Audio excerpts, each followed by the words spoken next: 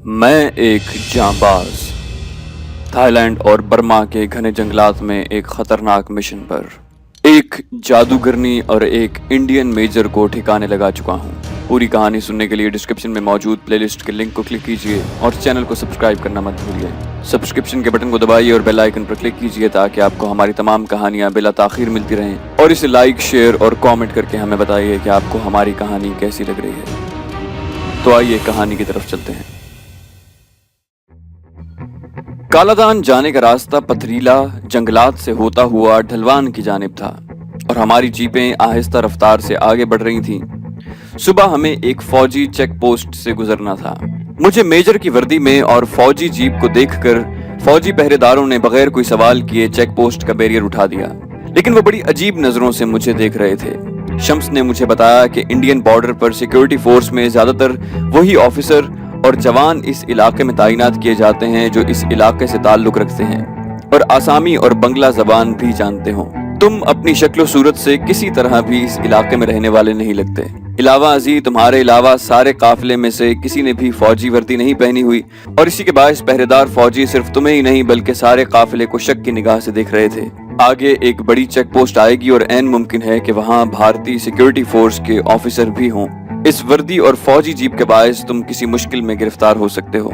इसके अलावा आगे का सारा इलाका मिजोरम का है, जहाँ के बागी कबाइल भारतीय हुकूमत और फौज के मजालिम से तंग आकर इंतकामी कार्रवाइयाँ करते हैं। भारतीय फौजी कभी कभार जब इस इलाके में जाते हैं तो कम से कम 1-2 कंपनी लगभग 300 की नफरी में जाते हैं। इक्का दुक्का फौजी तो वहां जाने का सोच भी नहीं सकता, वरना मेजो कबाइल उसे फौरन हलाक कर दें। इसलिए बेहतर होगा कि अगली चेक पोस्ट आने से पहले तुम वर्दी और फौजी जीप से छुटकारा पा लो। शम्स की बात माकूल और दलाइल से पुर थी। मैंने रास्ते में एक गहरे खड्ड के करीब काफिला रुकवा दिया और फौजी जीप पर पेट्रोल डालकर आग लगा दी और उसे खड्ड में धकेल दिया। आग की हिद्दत से जीप के पेट्रोल टैंक ने भी आग पकड़ ली और एक धमाके से जीप के परखचे उड़ गए।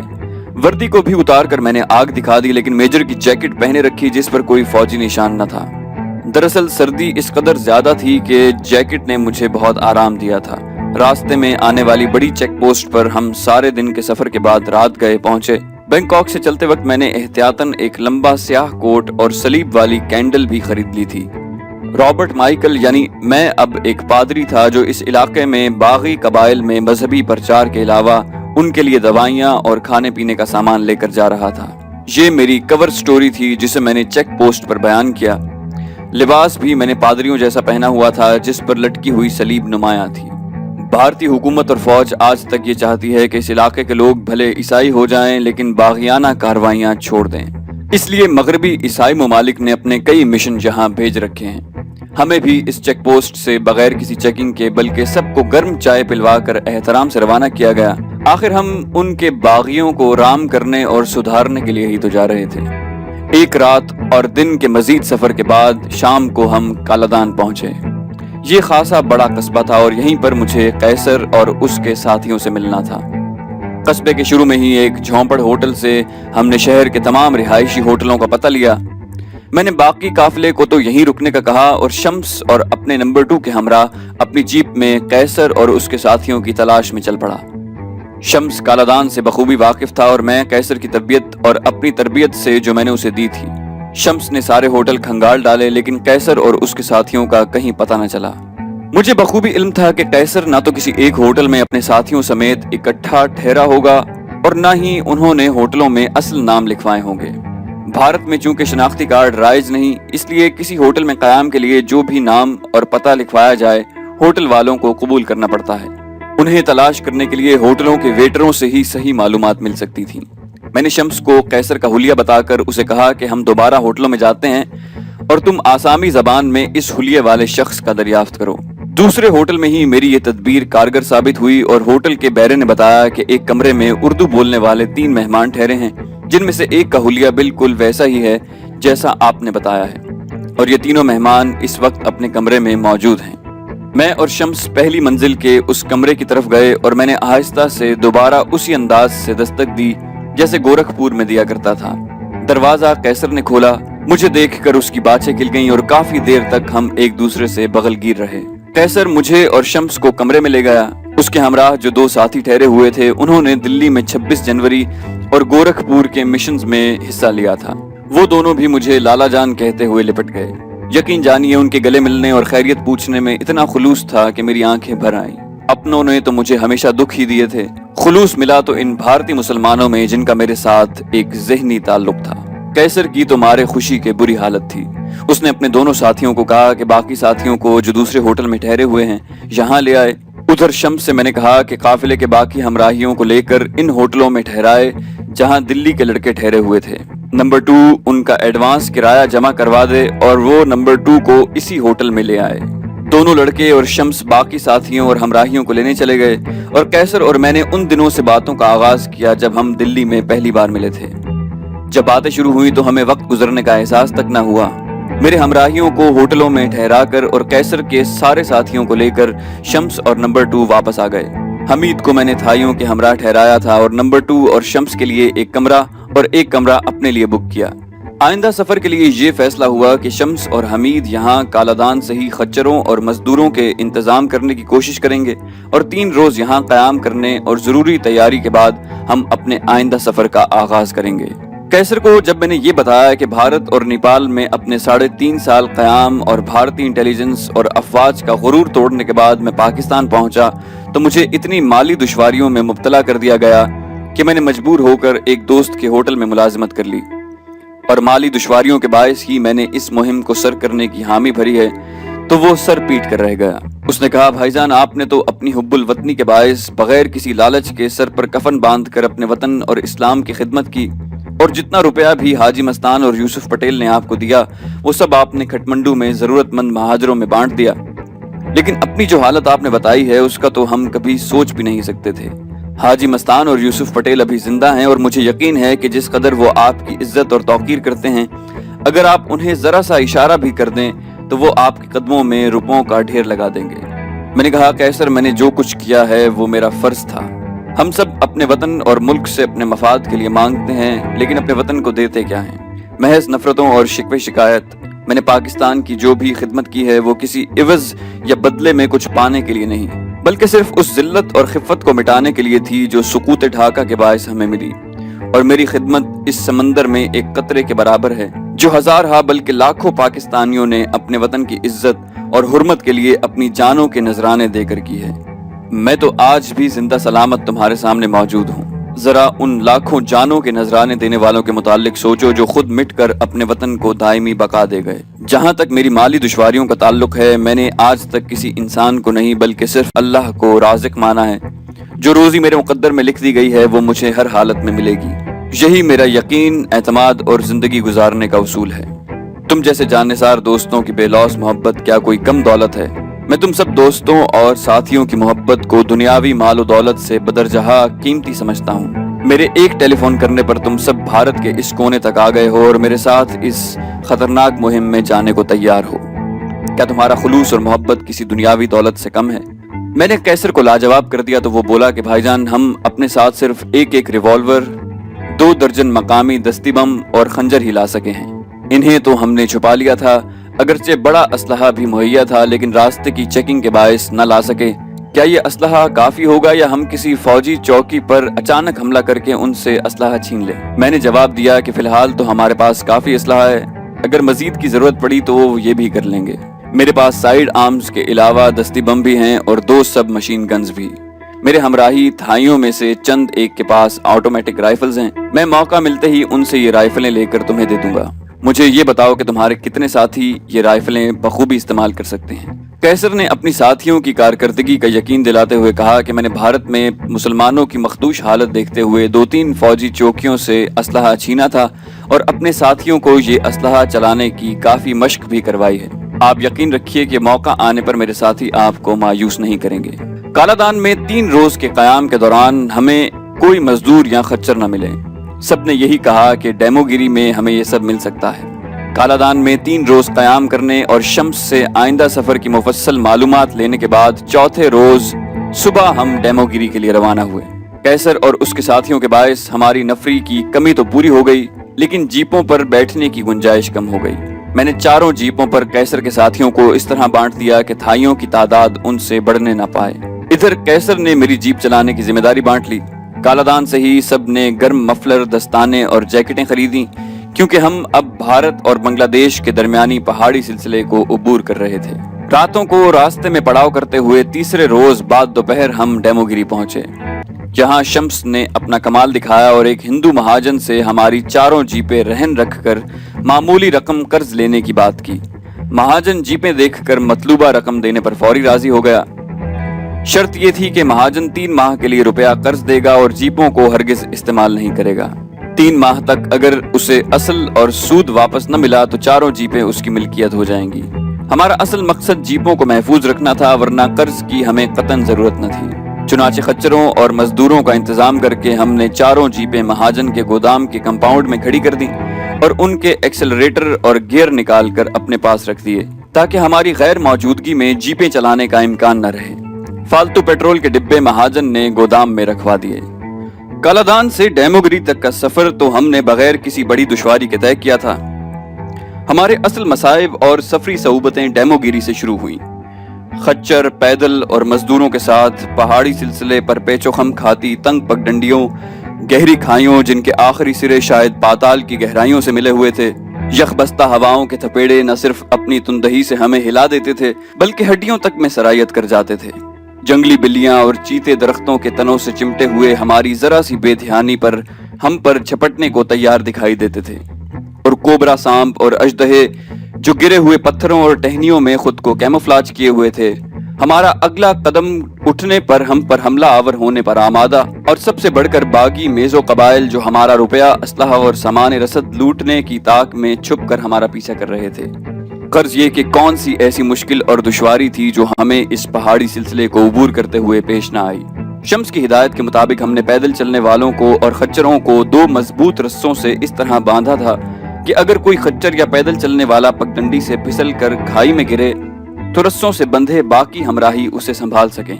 हमारा सफर शुरू हुए अभी सिर्फ 2 घंटे ही गुजरे थे कि मैंने इन पगडंडियों पर चलने के आदी खच्चर से उतरकर पैदल चलने को तरजीह दी। शम्स के सिवा कैसर और उसके साथी भी पैदल चल रहे थे।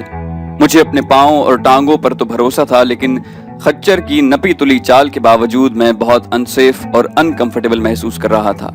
इलावा अज़ीं, कैसर और उसके साथियों के लिए भी सफर का ये अंदाज बिल्कुल अनोखा और नया था। सिर्फ मेरे साथ अपने खुलूस और वादे को निभाते वो मेरा साथ दे रहे थे, लिहाजा मैंने भी रस्से को अपनी कमर के गिर्द बांधा और उनके साथ पैदल चल पड़ा। खच्चर और मजदूर हमारे आगे जा रहे थे और थाई हमारे पीछे। मैंने सफर शुरू करने से पहले ही थाइयों से 3 ऑटोमेटिक राइफलें लेकर कैसर और उसके 2 साथियों को दे दी। काफिले के तमाम अफराद को मेरी जनरल हिदायत ये थी कि हम हद्दुल इम्कान कोशिश करेंगे कि बगैर किसी से मुकाबला किए अपना सफर जारी रखें, और इसलिए कोई भी फायर आर्म इस्तेमाल नहीं करेगा। अगर किसी से मुठभेड़ हो जाए तो मैं मामले को सुलझाने की कोशिश करूंगा, और कोई भी तदबीर कारगर न हुई तो पहला फायर मैं करूंगा। फिर उन सबको इजाजत होगी कि चुन चुन कर अपने मद्दे मुकाबिल को खत्म करें। मुझे सफर के आगाज से ही महसूस हो रहा था, या मेरी छठी हिस्स थी जो मुझे खबरदार कर रही थी कि गैर महसूस तरीके से हमारा पीछा किया जा रहा है। पगडंडी के एक जानिब तो गहरी खाई थी और दूसरी तरफ बुलंद पहाड़ जिन पर घने दरख्त उगे हुए थे। मैंने 1-2 बार कैसर को कहा कि मुझे ऐसा महसूस हो रहा है कि पहाड़ के दरख्तों की ओट में छुपकर हमारा पीछा किया जा रहा है। हमें कई बार सूखे पत्तों पर चलने की नुमायां आवाजें आईं और 2-3 बार तो छोटे पत्थर लुढ़कते हुए पगडंडी पर आन गिरे। हम पैदल चलने वालों की निगाहें बैक वक्त दरख्तों पर जंगली बिल्लियों और चीतों के अलावा सांपों और अजदहों को भी तलाश कर रही थीं, जो पगडंडियों के पत्थरों के नीचे और करीबी दरख्तों से चिमटे रहते थे। शम्स ने मुझे बताया कि खच्चरों की हिस्स इंसानों से बहुत तेज होती है और वो खतरे की बू पाते ही हिनहिनाने लगते हैं और आगे बढ़ने से रुक जाते हैं। शम्स ने ही डेमोगिरी में कहा था कि अगर हमारा सफर बगैर किसी रुकावट के जारी रहा तो हम शाम ढलने तक इस पहाड़ की बुलंदी तय करके ढलवान में ऐसी जगह पर पहुंच जाएंगे जहां रात के लिए कैंप लगाया जा सकता है। ढलवान के साथ पहाड़ का वो सिलसिला शुरू हो जाता है जो भारत और बांग्लादेश के दरमियान सरहद है। नक्शे के मुताबिक डेमोगिरी से रांगा माटी का फासला तकरीबन 150 किलोमीटर था, लेकिन पहाड़ी रास्तों और पुरपेच पगडंडियों के बायस ये रास्ता 2 गुना बढ़ गया था। میں اسی بارے میں سوچ رہا تھا کہ جیسے تیسے ہم رانگا ماٹی پہنچ تو جائیں گے، لیکن واپسی کے سفر میں رانی، اس کے لڑکے اور جواہرات کے ہمراہ یہ راستہ ہم سب کے لیے قطعی غیر محفوظ ہوگا۔ اچانک ہی ایک تھائی کی چیخ اور خچروں کے ہنہنانے کی آوازیں آئیں۔ تھائی ہمارے پیچھے اور خچر آگے تھے۔ بیک وقت رسوں سے خود کو آزاد کر کے قیصر اور میں پیچھے کی طرف بھاگے۔ ایک تھائی پر جو قافلے کے بالکل آخر میں تھا، ایک چیتے نے درخت پر سے جست لگا کر حملہ کر دیا تھا۔ چیتا ابھی پوری طرح سے جوان بھی نہیں تھا۔ اس کی جست لگانے کی زور سے تھائی گر پڑا تھا اور دونوں ایک دوسرے سے گتھم گتھا ہو رہے تھے، اور دوسرے تھائی اپنے خنجروں سے چیتے کو مسلسل ضربات لگا رہے تھے۔ تھوڑی دیر میں ہی چیتا زخموں سے نڈھال ہو کر نیم مردہ حالت میں تھائی سے الگ ہو گیا۔ اب تھائیوں نے پوری طاقت سے کئی خنجر اسے مارے اور وہ سسکتا ہوا دم توڑ گیا۔ حملے کا شکار تھائی تھوڑی دیر میں ہی اٹھ بیٹھا۔ چیتے کے پنجوں کی چند گہری خراشوں کے سوا اسے کوئی زخم نہیں آیا تھا۔ نمبر 2 اس کی مرہم پٹی کے لیے فرسٹ ایڈ باکس لے آیا۔ اب میں آگے کی طرف بھاگا جہاں خچر ہنہنا رہے تھے۔ ایک خچر پگڈنڈیوں پر گرا گہری سانسیں لے رہا تھا۔ قیصر نے بتایا کہ ایک تیر اس کی گردن میں پیوست تھا جسے اس نے نکال دیا۔ تیر کا زخم زیادہ گہرا نہیں تھا۔ ہم خچر کو کھڑا کرنے کی کوشش کر ہی رہے تھے کہ وہ مر گیا۔ تیر یقیناً زہر میں بجھا ہوا تھا۔ میرا خدشہ صحیح نکلا کہ چھپ کر ہمارا پیچھا کیا جا رہا تھا۔ زہریلے تیر میزو قبائل کے وہ لوگ استعمال کرتے تھے جو اس قبیلے کی نگرانی اور سامان خوردونوش کا انتظام کرتے تھے، ورنہ حکومت اور فوج سے لڑنے والوں کے پاس جدید اسلحہ ہوتا تھا۔ میں نے حمید کو کہا کہ چند تھائیوں کو لے آئے تاکہ وہ مردہ خچر کا سامان دوسرے خچروں پر لاد دیں۔ سامان ابھی دوسرے خچروں پر لادا ہی جا رہا تھا کہ مجھے پھر سوکھے پتوں پر چلنے کی آواز آئی۔ میں نے قیصر کو اشارہ کرتے ہوئے اپنی سب مشین گن سے بغیر شور کیے آواز کی طرف فائر کیا۔ میرے فائر کے ساتھ ہی سارے تھائی اور قیصروں کے ساتھیوں نے اسی جانب مسلسل فائر کرنا شروع کر دیے۔ ہمارا فاصلہ کم از کم 40 فٹ کی لمبائی میں پھیلا ہوا تھا، کیونکہ ہم سبھی پگڈنڈیوں کے تنگ ہونے کے باعث سنگل فائل میں چل رہے تھے۔ فائروں کے ساتھ ہی کئی چیخیں سنائی دیں اور 5 کالے رنگ کے آدمی ننگے میزو لڑکتے ہوئے پگڈنڈیوں پر آن گرے۔ ان 5 زخمیوں میں ایک جوان عورت بھی تھی۔ ہماری فائرنگ ابھی جاری تھی کہ اسی حلیے کے 2 آدمی اپنی کمانیں اور ترکش اوپر اٹھائے ہوئے ہمارے سامنے آئے اور ترکش اور کمانیں ہمارے قدموں میں پھینک کر سجدہ ریز ہو گئے۔ زخمی میزوں کے ترکش اور کمان ابھی تک ان کے ہاتھوں میں ہی تھے۔ یہ دونوں اونچی آواز میں مسلسل کچھ کہے جا رہے تھے جو خاک بھی ہمارے پلے نہ پڑا۔ ڈیمو گیری کا ایک مزدور ان کی زبان سمجھتا تھا۔ میں نے اسے بلوایا۔ یہ دونوں میزو چلا چلا کر کہہ رہے تھے کہ ان کا مقصد ہمیں ہلاک کرنا نہ تھا، بلکہ وہ صرف ہمارا سامان ہم سے چھیننا چاہتے تھے۔ زخمی میزو کراہ رہے تھے اور ان کی کمانیں، ترکش اور بھالے ان کے ساتھ ہی پڑے تھے۔ دونوں میزو بار بار پہاڑی کی طرف دیکھتے۔ شک پڑنے پر میں نے یوں ہی کہا کہ تمہارے جو ساتھی ابھی تک سامنے نہیں آئے انہیں بھی بلوا لو تاکہ تمہارے زخمی ساتھیوں کو لے جا سکیں۔ دونوں میزوں نے آپس میں کھسر پھسر کی اور زوردار آواز میں کچھ کہا۔ چند لمحوں میں ہی 2 مرد اور ایک عورت گھنے درختوں سے نکل کر پتھروں کو پھلانگتے نیچے آ گئے۔ ان کی آنکھوں سے ہمارے خلاف نفرت کی چنگاریاں نکل رہی تھیں۔ عورت تو ایک زخمی مرد کے پاس چلی گئی اور زور زور سے کچھ بولنے لگی۔ وہ مرد شاید اس کا شوہر یا بھائی تھا اور وہ یقیناً ہمیں کوس رہی تھی۔ میں ابھی ان کے متعلق کچھ فیصلہ نہ کر پایا تھا کہ قیصر بولا کہ اگر ان میں سے ایک بھی زندہ اپنے قبیلے میں چلا گیا تو پھر ہماری خیر نہیں۔ زہر میں بجھے ہوئے تیروں سے ہم سب کو ہلاک کر دیا جائے گا۔ میرے ذہن میں بھی یہ تھا کہ ان کو چھوڑ دینے کا مطلب یہ ہوگا کہ اپنے قبیلے سے کمک لے کر ہم سے راستے میں پھر بھڑ جائیں۔ قیصر کی بات نے مجھے فیصلہ کرنے میں مدد دی۔ میں نے قیصر کو کہا کہ سب کو ختم کر دیتے ہیں۔ اس طرح ان کے قبیلے والوں کو بتانے کے لیے کوئی نہیں ہوگا کہ ان کو کس نے ہلاک کیا۔ یہ کہتے ہوئے میں نے اپنا ریوالور نکالا۔ ادھر قیصر اور اس کے ساتھیوں نے اپنی رائفلیں سیدھی کیں۔ اس سے پہلے کہ کسی کی سمجھ میں کچھ آئے ہم نے 15-20 گولیاں چلائیں اور 5 زخمی اور ان کے 5 ساتھی گولیوں کی اس بوچھاڑ سے ختم ہو گئے۔ میں نے تھائی ہمراہیوں کو کہا کہ ان کے تیر کمان اور بھالے اٹھا لیں۔ ہمارے پاس پیٹرول تو تھا نہیں کہ ناشوں کو جلا دیتے، اس لیے پگڈنڈی کے دوسری طرف گہرے کھڈ میں ان کی ناشیں لڑکا دیں۔ ان 10 افراد کی ہلاکت ہم سب کے دل پر بوجھ بن گئی تھی۔ دوسروں کے متعلق تو میں کچھ نہیں کہہ سکتا۔ اپنے دل کو میں نے یہ سوچ کر سمجھایا کہ ہم پر حملے میں پہل انہوں نے کی تھی۔ یہ ایسی جگہ تھی کہ ہم نہ تو انہیں قیدی بنا سکتے تھے اور نہ ہی زخمیوں کی دیکھ بھال کر سکتے تھے، اور انہیں زندہ چھوڑنے کا مطلب تھا ہماری اپنی موت۔ یہ چاہے طفل تسلی ہی تھی لیکن پھر بھی دل کو کچھ سنبھالا مل گیا۔ راستے میں چیتے اور میزوؤں سے جھڑپ کے باعث ہمارے 2 گھنٹے ضائع ہو گئے تھے۔ लिहाजा जब हम शम्स की बताई हुई ढलवान पर पड़ाव की जगह पर पहुंचे तो रात के 11 बज रहे थे। मैंने थाइयों को तो लकड़ियां इकट्ठी करने का कहकर अतराफ में भेज दिया और कैसर और उसके साथी और हमीद खच्चरों पर सामान उतारने लगे। सर्दी भी बहुत थी और सबको भूख भी लगी हुई थी।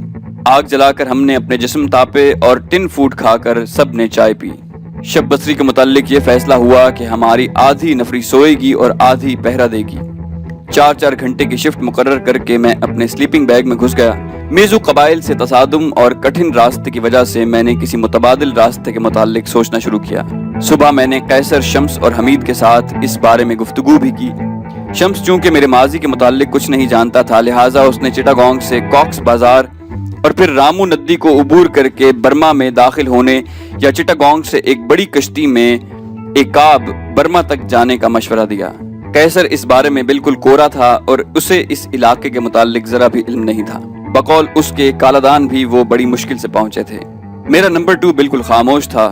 उसने सिर्फ ये कहा कि मेजू कबीले से तसादुम के बाद सारे थाई डरे हुए हैं और चाहते हैं कि वापसी के लिए कोई और रास्ता इख्तियार किया जाए। उसने बिल्कुल सही कहा था। स्मगलिंग से वाबस्ता लोगों का ये हमेशा वतीरा रहा है कि जहां पुलिस या एंटी नारकोटिक्स वालों ने रोका और तलाशी लेनी चाहिए तो ये सब माल वहीं छोड़कर भाग जाते हैं। अब भी आपने पाकिस्तानी अखबारात में अक्सर पढ़ा होगा कि स्मगलर सामान से भरे ट्रक छोड़कर भाग गए। चूंकि रातों रात अमीर बनने की ख्वाहिश में वो स्मगलिंग का धंधा इख्तियार करते हैं, इसलिए उन्हें रुपया प्यारा होता है और रुपये से प्यार करने वालों को अपनी जिंदगी बेहद अजीज होती है। जिंदगी को दाव पर लगाने वाले सिर्फ वो लोग होते हैं जिन्हें जिंदगी से ज्यादा अपनी इज्जत, गैरत और वतन से मोहब्बत होती है। अफवाज पाकिस्तान के निडर जवानों की हिम्मत और शुजात और वतन परस्ती के बायस हमसे 8 गुना ज्यादा फौज रखने वाला भारत इसीलिए हमारी अफवाज से खौफजदा रहता है कि जब भी उसने इन अल्लाह के शेरों से टकराने की हिमाकत की, उसे मुंह की खानी पड़ी। अल्लाह पाक ने कुरान हकीम में शहीद को इतना बुलंद मकाम देने का वादा किया है जिसके मुकाबले में ये चंद रोजा दुनियावी जिंदगी कोई वक़्त नहीं रखती। हमारी तमाम फौज इसी जज्बा शहादत से सरशार है और इंशाअल्लाह ता क़यामत हमारे दुश्मनों पर ज़र्ब मोमिन की धाक बैठी रहेगी। मुझे वापसी के लिए कोई मुतबादिल रास्ता दिखाई न दिया तो मैंने इसके मुताल्लिक सोचना ही छोड़ दिया। अल्लाह पाक की मदद की यकीन पर ही जो बेहद्दो हिसाब रहम करने वाला है, मैंने इस मुहिम को सर करने का बीड़ा उठाया था। अब तक इस सफर के दौरान जितनी भी मुश्किलात पेश आई थीं, उसी ज़ाते करीम ने उन्हें दूर किया था। आइंदा भी अगर उसकी मदद मेरे शामिल हाल रही तो उस ज़ाते पाक के सहारे तमाम मुश्किलात और रुकावटें दूर हो जाएंगी, वरना इंसान तो इतना मजबूर और बेबस है कि वो अपनी पीठ तक नहीं देख सकता। तो दोस्तों, ये थी हमारी आज की कहानी। उम्मीद करते हैं आपको हमारी कहानी पसंद आई होगी। जाने से पहले इसे लाइक, शेयर और कमेंट करना मत भूलिए। और अगर आपने अभी तक इस चैनल को सब्सक्राइब नहीं किया तो इसे सब्सक्राइब कीजिए और बेल आइकन पर क्लिक कीजिए ताकि आपको हमारी तमाम वीडियोस बिला ताखिर मिलती रहें। अपनी राय से हमें लाजिमन आगाह कीजिएगा। हम मज़ीद वीडियोस लेकर जल्दी हाजिर होंगे। तब तक अपना ख्याल रखिएगा। अल्लाह हाफिज़।